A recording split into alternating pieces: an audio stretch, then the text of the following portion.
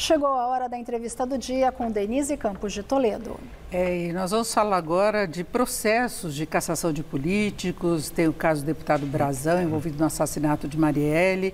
Tem do senador Sérgio Moro. Eu estou aqui com João Fernando Lopes de Carvalho, que é advogado especialista em direito eleitoral. Doutor João Fernando, boa noite. Boa noite, Denise. Um prazer estar aqui com você. Eu que agradeço a presença. E nós tivemos aí a Câmara de Ana votação que decidiria a manutenção da prisão do deputado federal Chiquinho Brazão, do Rio de Janeiro. Ele é apontado como um dos mandantes do assassinato de Marielle Franco. A prisão dele foi determinada pelo STF, primeiro por Alexandre de Moraes, relator do caso, e depois foi confirmada pelo plenário.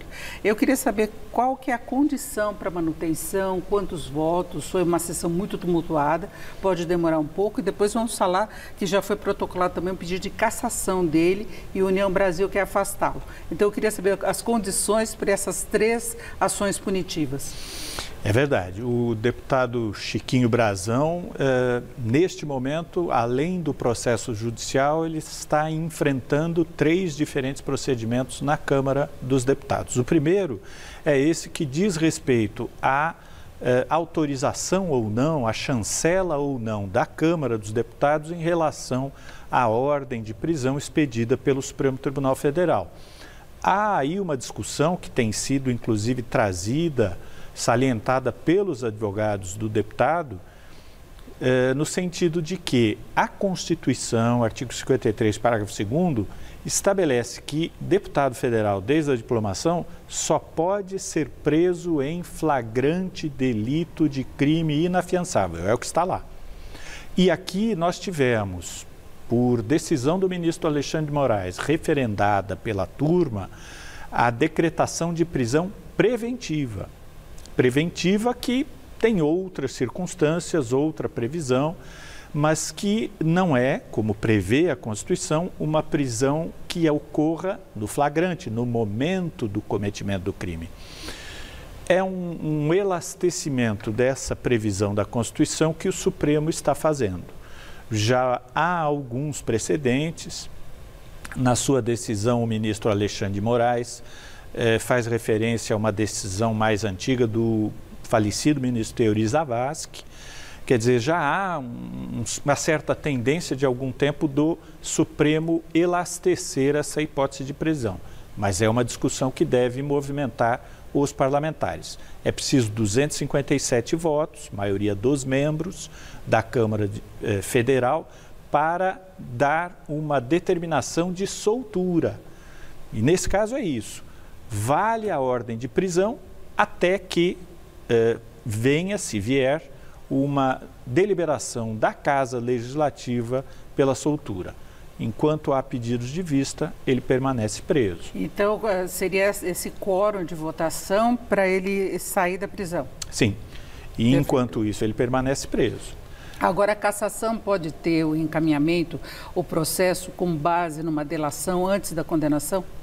Olha, isso faz parte de uma certa liberdade que o Congresso tem, a Câmara dos Deputados inclusive, para julgar os seus pares, para julgar os seus integrantes. Aqui, ele não vai ser acusado, provavelmente, na Câmara Federal, de cometimento de crime, porque para ele ser condenado por cometimento de crime, teria que ser julgado antes e teria que haver uma decisão final.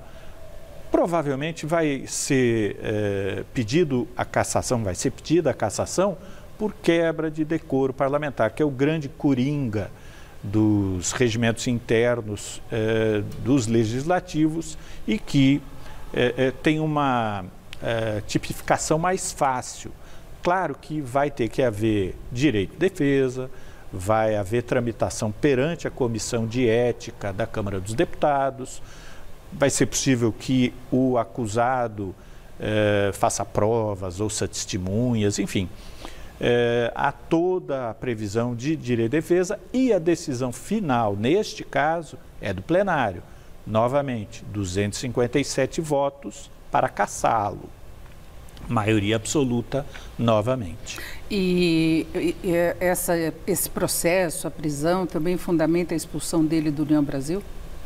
Também, que já praticamente está consumada aqui uma decisão interna do União Brasil, muito rápida, sem direito de defesa, em favor do partido. Há de se dizer que já havia, por parte do deputado, a formulação de autorização, pedido de autorização para a Justiça Eleitoral para ele mudar de partido. Então, ele já tinha manifestado o interesse de sair do União Brasil. Então, digamos assim que eles ajudaram. Só vai confirmar a saída mesmo dele. E agora um outro caso que vem também se arrastando há bastante tempo a discussão, que é a possível cassação do senador Sérgio Moro. Não é? São duas ações que correm contra ele. Um é do PL, que é o partido do ex-presidente Bolsonaro, e o outro é da Federação Brasil da Esperança, PCdoB, PV e PT, que é do presidente, o atual presidente Lula. Então, ele ficou no meio dessa polarização contra os dois. Mas, enfim, são duas ações, não é? E ele pode ser cassado e aí haveria uma nova eleição, né? O julgamento deve começar no dia 1º de abril. 1º de abril, para mal do dia, mas é nesse dia que começa o julgamento. Realmente, o senador Sérgio Moro está no meio do fogo cruzado. Tem pedidos do PL e pedidos do PT contra ele. O julgamento vai começar no dia 1º de abril, pode se encerrar no 1º de abril, se todos os juízes se sentirem em condições de votar. É possível que haja pedido de vistas, mas provavelmente haverá uma manifestação de voto de cada um dos juízes. Acho que é importante dizer, Denise, que é uma ação, ou duas ações, dois pedidos de partidos. Em relação a eles, já se manifestou o Ministério Público Eleitoral. Houve uma manifestação longa, 79 páginas, proferida pela Procuradoria Regional Eleitoral do Paraná, e essa manifestação concluiu pelo cometimento por parte do senador Sérgio Moro de abuso dos meios de comunicação social, irregularidade no financiamento da campanha eleitoral, Caixa 2, e abuso dos meios de comunicação social. A situação aqui é parecida com a situação da ex-senadora juíza Selma, que era chamada de Moro de Saias. Foi cassada pela Justiça Eleitoral porque entendeu-se que ela havia usado recursos econômicos num volume muito grande antes da campanha eleitoral, sem um controle mais preciso da Justiça Eleitoral, mas num volume muito grande. Moro foi pré-candidato à presidência da República, depois que ele optou para o Senado e sairia primeiro por São Paulo. Agora, no caso dele ser condenado, os suplentes também seriam punidos, daí a necessidade de uma nova eleição. E aí eu queria saber a questão do domicílio eleitoral, porque se fala da possibilidade de a mulher dele, que foi eleita deputada federal por São Paulo, embora ele sempre tivesse morado no Paraná, então não foi aceita a candidatura dele por São Paulo, mas dela sim, e ela já transferiu, né, o domicílio para o Paraná. Como é que é essa coisa da transferência? Olha, não há previsão na Constituição de perda de cargo por modificação do domicílio eleitoral. Foi eleito por um estado e muda-se para o outro. Não há previsão. Mas também não havia previsão na Constituição Federal para perda do cargo por infidelidade partidária. Não é? Foi uma construção jurisprudencial. Pode haver aqui uma construção jurisprudencial também determinando perda de mandato de Rosângela Moro? Olha, é possível. O certo é que ela elegeu-se por São Paulo e está se transferindo para o Paraná.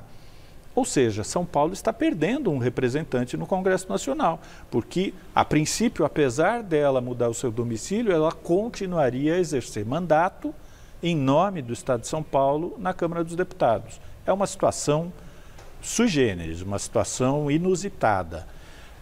E pode haver provocação perante a Justiça Eleitoral para a perda de mandato. Agora, rapidamente, para encerrarmos, nós temos aí quase 100 deputados e senadores pleiteando uma vaga para concorrer, para disputar as eleições municipais como prefeitos. Eles não saem do cargo, eles retornam e podem continuar o mandato, caso percam. Sim, não há previsão de renúncia de mandato, perda de mandato por parlamentares para concorrer a outros cargos. Essa previsão a Constituição traz apenas para os titulares dos cargos do Poder Executivo. Para concorrer a outros cargos, tem que renunciar ao cargo de chefia do Executivo. Mas parlamentares em geral, mesmo aqueles titulares de cargo de direção dos legislativos, eles continuam e podem se candidatar. E eu agradeço muito a participação do João Fernando Lopes de Carvalho, que é advogado especialista em direito eleitoral. Mais uma vez, obrigado, uma boa noite. Obrigado, Denise, um abraço aos espectadores da Gazeta. Por vocês.